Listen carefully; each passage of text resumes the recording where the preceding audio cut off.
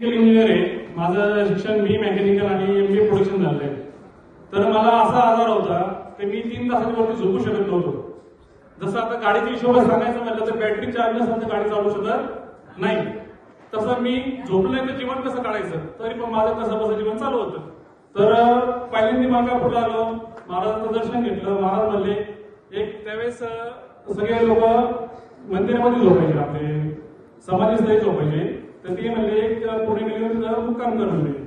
तर मी पहिल्या पौर्णिमेला आलो तर खूप गर्दी होती, म्हणजे बसायला जागा नव्हती. तिथं मी बसल्या बसल्या लगेच झोपलो. म्हणजे मी रात्रभर प्रॅक्टिस करून सुद्धा मला झोप येत नव्हती. म्हणजे तासन तास याच्यावरून त्याच्यावरून मला आहे ना पहिल्याच पौर्णिमेला लगेच बसल्या बसल्या तीच झोप आली. एवढ्या गर्दीमध्ये आवाजामध्ये सगळ्यामध्ये झोप आली. तरी पण म्हणलं लागली असेल झोप, आपण दमलो म्हणलं आता लागली असेल झोप. म्हणलं मग घरी गेलो. तर घरी म्हणलं आपला आता फरक पडलाच आहे, तर एक आपण ट्राय करू म्हणलं. तर आपण किती वेळ झोपू शकतो. तर मी दुसऱ्या दिवशी 1 तास नाही, 2 तास नाही, 3 तास नाही, 14 तास झोपलो. त्याच वेळेस आम्हाला पहिल्यांदाच कळून गेलं का मार्गापूरचा महिमा काय आहे. तर त्याच्यानंतर अनुभव हे अगिनत आहे. त्याच्याबद्दल मी आता सांगायला लागलो 1-2 तास असेच निघून जाते. त्याच्यामध्ये महाराजांनी सांगितल्याप्रमाणे दुसरं अनुभव म्हणजे तर भारतीय एको म्हणून महाराजांनी नाव दिले, आईचं नाव आहे. तर कंपनी चालू करणार, सगळ्या मशिनरी झाल्या, इन्स्टॉलेशन झालं. तर उद्घाटनासाठी महाराजांना बोललो होतो. सगळी तयारी झाली, सगळं झालं. पण आदल्या दिवशी वॉचमॅनचा फोन आला, साहेब आपल्या बोरचं पाणी गेलेलं आहे. म्हणलं आता कसं करायचं. ठीक आहे म्हणलं आपण आता उद्घाटन करून घेऊ, नंतर बघू काय करायचं ते. तर महाराज आले सगळे, आम्ही सगळे शांत बसलो. तर म्हणलं काय झालं, म्हणजे वडिलांना म्हणलं मग साहेब काय झालं, तुम्ही एवढं शांत काय, आपलं आज उद्घाटन नाही, एवढा आनंदाचा दिवस आहे. तर वडील म्हणले असं असं आहे.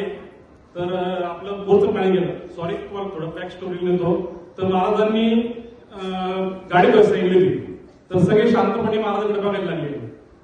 म्हणजे त्यांच्या ड्रायव्हरला त्यांनी सांगितलं गाडी घेऊन घे बरं. तर सगळे शांतपणे महाराजांकडे बघायला लागले. तर महाराज म्हणले काय प्रॉब्लेम आहे, असं का बघू सगळे. तर आम्ही सांगितलं महाराज बोरचं पाणी गेलेलं आहे. 3-4 दिवसापासून पाणी कमी कमी पडत गेलं आणि आता 5 मिनिटं काय 2 मिनिटं पण चालत नाही. गुळणी मारतं तर 1-2 तासांनी परत चालू केलं बोरला थोडंफार 2-4 मिनिटं पाणी येतं. गाडी काय आपण धुवू शकत नाही. ते टेन्शन घेऊ नका. महाराजांनी ते शेजारी बोरच्या शेजारी माती होती ती उचलली आणि बोरमध्ये टाकली. तर आम्ही म्हणलो हा कोणाला पण असं वाटतं आता कसं होईल बाबा, आता माती घेतली बोरमध्ये टाकली, मंत्र म्हणले, तर आता कसं होईल. तर महाराज म्हणले काळजी करू नका, बोरला पाणी येऊन जाईल, तुमचा कारखाना खूप जोरात चालला, महाराष्ट्र नाही पूर्ण देशाभरात जाईल पाणी. आम्ही खूप खुश विश्वस्त होता. झोप नीट झाली, आईचं नीट झालं, कंपनी टाकली, पैसे खूप भेटले होते. अनुभव त्याच्या आधी 100, पण हा अनुभवावर विश्वास करू शकत नाही ना. तर दुसऱ्या दिवशी वॉचमॅनला फोन केला सकाळी, आणि बोर चालू करून ना वॉचमॅन पण आमचा एकदम हुशार होता. तो साहेब पाणीच नाही, कशासाठी बोर चालू करायचं. आणि म्हणलं बोर चालू कर. मग तिने बोर चालू केला. साहेब 15 मिनिट चालला. दुसऱ्या दिवशी फोन केला, साहेब 20 मिनिट चालला. मी एकदम असं उत्सुकतेने वॉचमॅनला म्हणलो तर काका आपलं बोरला पाणी आलंय, आश्चर्य वाटत नाही का.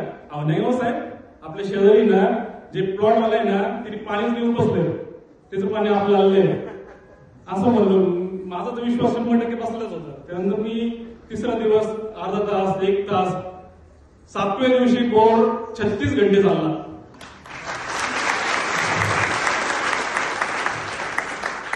म्हणजे जगाच्या पाठीवरचं आश्चर्य. ही स्टोरी आहे 2016ची. 2016 मध्ये दुष्काळ होता. दुष्काळामध्ये घडलेली गोष्ट ही म्हणजे मे महिन्याची गोष्ट ही.